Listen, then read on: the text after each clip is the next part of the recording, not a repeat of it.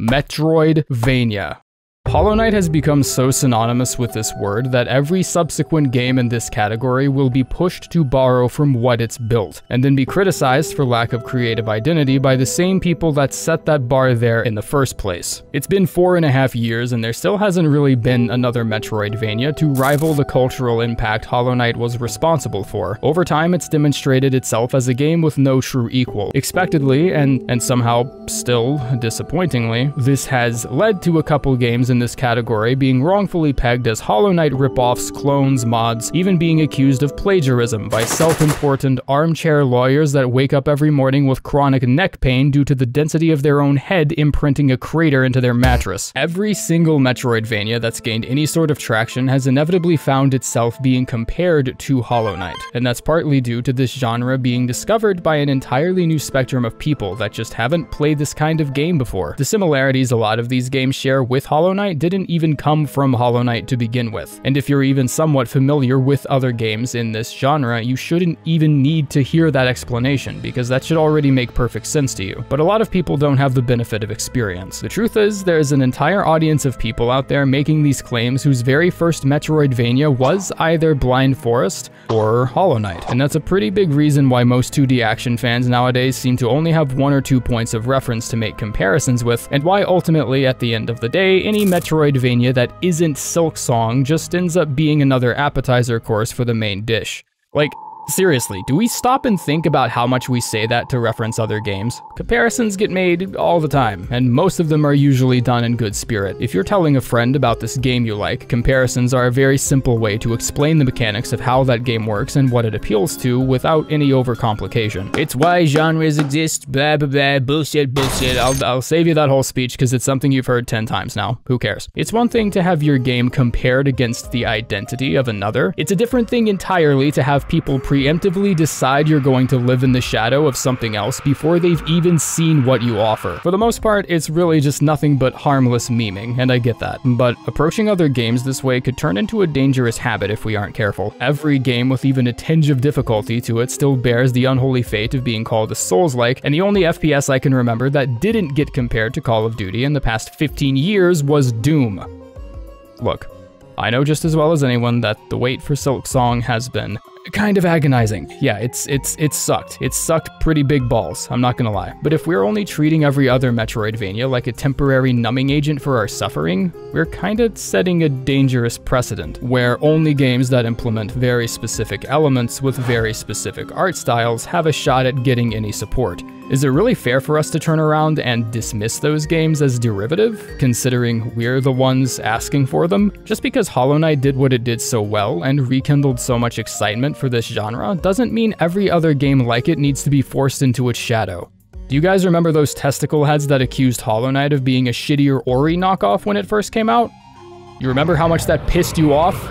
Exactly. Anyways, focusing on negatives will just make people more negative, I've learned. So instead, let's focus on some really amazing games that I probably would have never played had it not been for my purchase of Hollow Knight way back in the day. I'm going to share with you these games using as little comparative language as possible because these games all have really unique identities all on their own, and I'm just doing my part and making sure that cuts through. There's no easy way to say this. Vigil the Longest Night doesn't start off strong, at least not in my opinion. And despite me feeling like I spent the first hour of the game not really feeling like it builds up to anything, it still remains one of the greatest games I've played in the past couple years. It has the contemporary action RPG setup where attacks consume stamina, points and experience can be used to increase stats and gain new abilities, and dying multiple times to a boss you haven't fought yet is considered an expectation. Yes, I did go out of my way to not say Souls-like in that sentence, because as I said, I want to make sure this recommendation is using as little comparisons as possible. It's actually one of the few action RPGs I've played that includes a difficulty setting, and honestly, points for not trying to reinvent the wheel here. Easy, normal, hard. Shut up, shut your fucking mouth, that's all you need. None of this patronizing, I'm too young to aim shit that makes you feel like the game is about to take your lunch money if you choose a setting others deem not really gamer-like. But on the flip side of that, your ass better be ready to make some plays if you're on hard mode, because As far as gameplay goes, it's simple on the surface, but there's lots of complexities you could be forgiven for missing. It has light and heavy attacks, aerial attacks, movement abilities, you know, par for the course for an average Metroidvania. You don't lose any experience or money upon death, which I've always found to be an annoying way to implement difficulty, and I'm really glad to see more recent action RPGs are finally starting to agree with me on that. And god diggity damn does a game like this really need that feature, because fucking fuck. Shit, fuck. God, come on, are you serious? Who the fuck built a staircase like that? Nope, don't fucking like that. There's no way this drop kills me. Ah! Can anyone explain to me why it's such a goddamn hassle to just look down? Why do so many of these games have this problem? I mean, shit, the camera takes like 3 full seconds to fully pan down, and even then the camera only barely lets you see a few feet of what's below you. So the only way you can be absolutely sure that there is or isn't a ledge you can drop down on is by opening up the map, or by just taking a plunge Ezio Auditore style and hoping something saves you. In Vigil, down is the worst possible direction you could be heading. Not having a good view of what's beneath you means having no choice but to take these steps down one at a time. And that's not a huge problem for most of you, but I'm just the kind of impatient asshole that requires stimulus every 0.12 seconds. So at least for me, doing this feels about as engaging as playing musical chairs in a hospital waiting room. By yourself. You can upgrade weapons and armor with familiar items that start from material name Shard and go all the way up to something like material name Boulder by the end of the game. Leveling up gets you a single point that you can allocate into one of 5 different skill trees that each focus on different weapon proficiencies, survivability, and so on. And I've gotta hand it to Vigil for offering something fresh, because I've never seen a game like this give you increased stamina points depending on what weapon class you're using. There's one skill tree for each weapon class, and then a 5th tree for more general attributes like HP and stamina. Despite there being a lot to spend your points on, you still could be forgiven for thinking the combat is maybe just a little repetitive. Like, just a little bit. It does a great job keeping high enemy variety, but that doesn't mean too much if they all seem to be weak to the same thing, which is being stabbed. The combat starts to feel uneventful after a full playthrough, but I also don't think the combat had anything to do with why I kept playing. As the game starts, you hear discussion of these monsters and this supposed darkness that's leaked into the town of Maye. And you, a vigilant you're called, have a responsibility to dispatch these monsters and fight back the ensuing darkness or something. Your sister, Daisy, seems nowhere to be found, and the town residents seem somewhat stable, but obviously declining in their sanity. It feels like whatever malevolent force is at bay here, it's at a controllable level for the most part. The town isn't destroyed, the people are doing relatively okay. No eldritch horrors leaking out of villagers' heads or anything. Things seem fine, but as the quest lines unravel, you make the realization that you pretty much arrived just in time for shit to kick off. Consider this a minor spoiler warning moving forward. Word of a missing woman named Bruna takes you into the catacombs of the town, where you find this shrine portal thing. The game is kind enough to give you a way in right when you find it, leading to you finding out your involvement in some sort of ritual. The lore isn't exactly clear about this, like, at all. But what matters to me is I was here thinking this was the end of the game, and I accidentally followed the wrong crumb trail and got like a shitty ending or something, and I cannot express how glad I am that I stuck with this game long enough to receive the precision mindfuck that it had ready for me at the end of this scene. The ritual finishes, the hooded figure that's been following you around the whole game says that you guys will not meet again, you faint, and you wake up in the exact same place where you started the game. Before you even get to the bridge, you realize that this town isn't the same. Huntsmen from the village are now shooting at you on sight, and these guys wield axes now for some reason. I don't fucking what? The barricade stationed on the bridge is no longer there, leaving you able to cross the bridge right into the town. Talking to the NPC outside gives us information about a plague that was supposedly spreading, and that you were the person sent here to deal with it. It's completely different exposition than what you just heard. It's worlds apart. Whatever this plague is, it's obviously made some threatening headway into the city,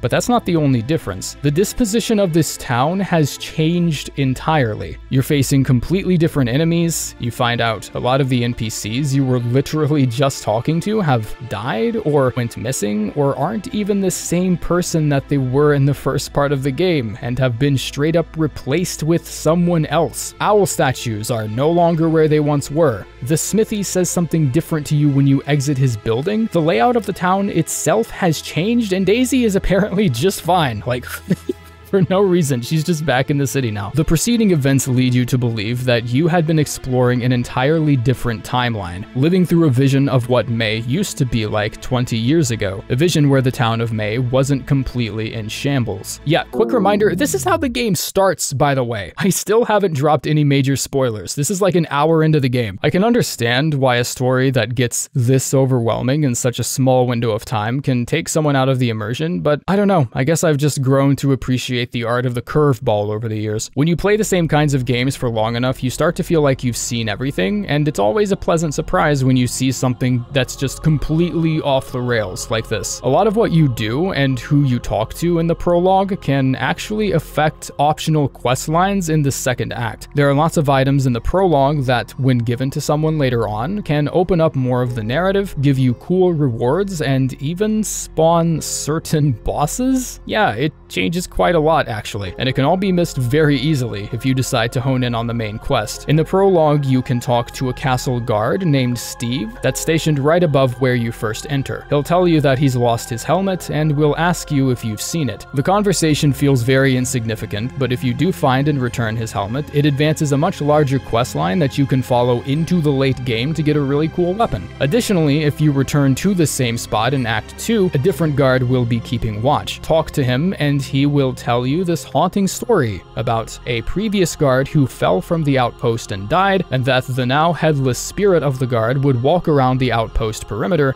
asking people if they've seen his helmet. Okay, credit where it's due. It's pretty fucking spooky. I'm gonna be honest, I have a bit of a soft spot for this one because I discovered this game earlier than I think most people even knew it existed. I didn't have a gameplay trailer recommended to me, none of my mutuals had wishlisted it or anything. I really had no reason to find this game, but I guess somehow the early access build back in February just magically found me. It only had, I think, 2 areas done to completion, and a lot of what I played ended up being changed in version 1.0 anyways. The Switch trailer had maybe 70,000 views at the time, and I remember being personally insulted that no one was talking about it. So believe me when I say this next comment comes from the very bottom of my heart, filled with as much unbridled passion and benevolence as I, a single human being on this plane of existence, can possibly materialize. Holy shit, this map system can scratch my ass, okay? I love and hate this concept for the exact same reason, which is it's vague as fuck. I love it because the map is designed to make you do some of the legwork when it comes to finding items you're missing by not detailing the map to the point where it just becomes a scaled down photograph of the entire game. Not marking items on the map is one thing I can get past. I actually think that's a good thing. But having a giant wide open room with all of its details and geometry being visually limited to a yellow square is uniquely tantalizing. There are some instances where you wouldn't even know to explore a certain direction because the amount of space these boxes are supposed to represent is incredibly vague. But at the end of the day, that's really the only negative thing I have to say about Ender Lilies. I guess I could complain about how most of the bosses have enormous health pools that feel more taxing on my attention span than they do my skill level, but after having played through so many games where the soundtrack cuts out after 20 seconds and my immersion is suddenly broken by the boss being a weak piece of shit, this is a change of pace I could honestly get used to. Lily here is a small child, so she isn't physically able to do any of the fighting herself, which is why she uses stands to do all the legwork for her. By defeating powerful enemies, you can absorb their spirit and make them work for you. And the spirits you fight with give an entirely new layer to how combat works in this game. It's honestly kind of amazing. Some are long-ranged, some are close-ranged, some are purple, some are orange, some double as movement abilities, and some just flop on the ground and do nothing and then disappear. Holy shit, that's kind of cool. Okay, but like there's no way mine's gonna look like that though. Oh my god, this game is amazing! You have an archer spirit, for example, that fires a volley of high damage arrows in a very specific area of the screen that makes for an excellent tool in like 2 situations. The first being shredding bosses up in mere seconds, and the other being Furious spirits are collected by defeating the main bosses of the game and will most likely be one of your main weapons. Stagnant spirits are obtained by defeating weaker bosses, and they usually have limited uses, which I never understood until I realized just how massively broken some of them would be if you could just spam them to your heart's content. Landing hits with these spirits can charge up your right meter significantly faster, which can then be used to perform special ultimate attacks with furious spirits like Garrett or Silva. This is perhaps broken in a couple aspects because, and then you hit him with a boom. Watch this, watch this. Eat shit, motherfucker! From the bottom of my heart, if you learn this balance, the entire game becomes your bitch, okay? Mark my words. You also don't take any fall damage, so feel free to do things like... Son of a bitch. That's what I get for trying to do a bit. But of all the features Ender Lilies brings to the table that I think are refreshing and satisfying to see, none more so than the shit I'm about to show you right here. This is one of the most revolutionary mechanics I have ever even seen that I'm about to show you. So revolutionary that those of you who are easily frightened or disturbed may want to look away from the screen. Watch this shit. It's accident proof. If you heal with full health, a heal charge isn't used. Holy fuck, where has this game been all of my life? Are you kidding me? I love you. All of these games I would consider to be my favorites for completely different reasons, but Grime might be the game I've spent the most time with, as well as the one most recently launched. Grime is an action-adventure RPG with a very unique universe built around the human anatomy. Your likability is determined by the symmetry of your body proportions, from what I can tell. A lot of Grime's inhabitants have been physically contorted or malformed in some way, and almost all of them are either wallowing in self-pity and trying to make your life more difficult, or becoming obsessed with you, worshipping your perfect proportions, starting cults in your name, and so on. But for the most part, it is the former, as having flawless proportions makes you very easily hateable by the local flavor. It has some of the most enjoyable lore development that I've seen recently, and in terms of music, some of the boss themes are honestly just on a whole different level. Like, I'm seriously not kidding. Holy shit. On top of that, it's one of the few games I've ever played that teaches you how to parry before even giving you a weapon. Normally I disagree with this approach, but oh no. Hold on a minute. This isn't your grandmother's parry. No.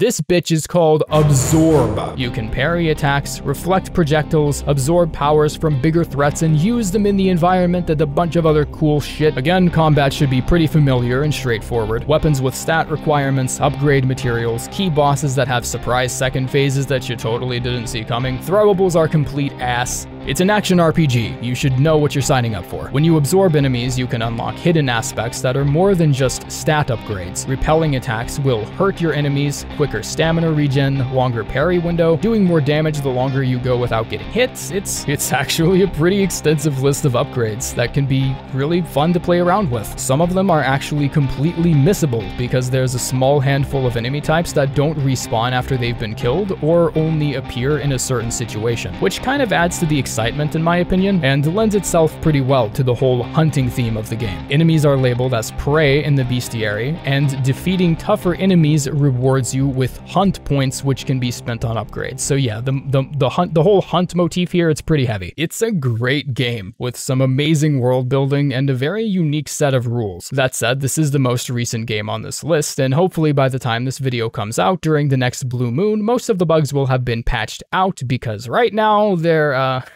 they're pretty fucking annoying. The pull function doesn't always work as correctly as it should. Enemies that land an attack on you can sometimes create a faux invincibility window that prevents a follow-up attack from registering, and some enemies have so little self-awareness that they'll just backstep off of platforms to their deaths. There's really no clear indication as to how far you get shoved back if you manage to fuck up a platforming section, and I would be really interested in how they coded the game to make this decision for you, because if you fall down a pit, then you expectedly get spawned right at the top of that pit. That makes sense. But sometimes this respawn is a little too accurate. Here's a clip of me getting knocked off by an enemy, which sent me plummeting down a pit. Fair enough, I probably deserved it, but I guess because the game saw the lack of sense in spawning me directly on top of the same enemy, it made the one worst decision it could have by spawning me exactly where the platform dropped off, leading me to fall down the same fucking pit a second time with no way to save myself. Even past all of this, I do maintain that Grime is a great action RPG, possibly one of the greatest since the beginning of the term itself, like I'm being honest. But at the time I'm currently playing it, it only released a few days ago, so little problems like this are just bound to be discovered. It's nothing game-breaking, just a few inconveniences here and there that you don't really spend more than a couple seconds thinking about. See how good that was? 3 reviews, not a single comparison made to anything. Oh my god, I am so good at YouTube. Holy shit, subscribe to my fucking channel. There's no need to make comparisons comparisons to anything because every single review already does that for me. It's taken me 5 years to notice you can't even get past a tagline of an action RPG review without seeing what it's being compared to. And that's a very dangerous way to write a review in my opinion. I get wanting to eliminate overcomplication by using comparisons in casual conversation, but you aren't selling this game to your friend. You are reviewing a piece of media and giving it a score. If a person clicks on a comprehensive review, they're looking for something, you know, comprehensive. I thoroughly and genuinely enjoyed every single one of these games to the point of playing them and finishing them all to completion multiple times. And I think reading a review on any of these games prior to playing them would have just ruined that. Because looking at the game and judging it by its own merits would have just been impossible after that point. I would have made a decision on how good I thought the game was based on how accurately it reflected something else that I played. And any points I had against it wouldn't have been because it took away from the game itself, but because it deviated from a very particular creative formula. And I just think that's a really shitty way to play a game. Yeah, that's all I got. You want to impress me? Make a Metroidvania that doesn't involve a plague or an infestation. We got those out the ass.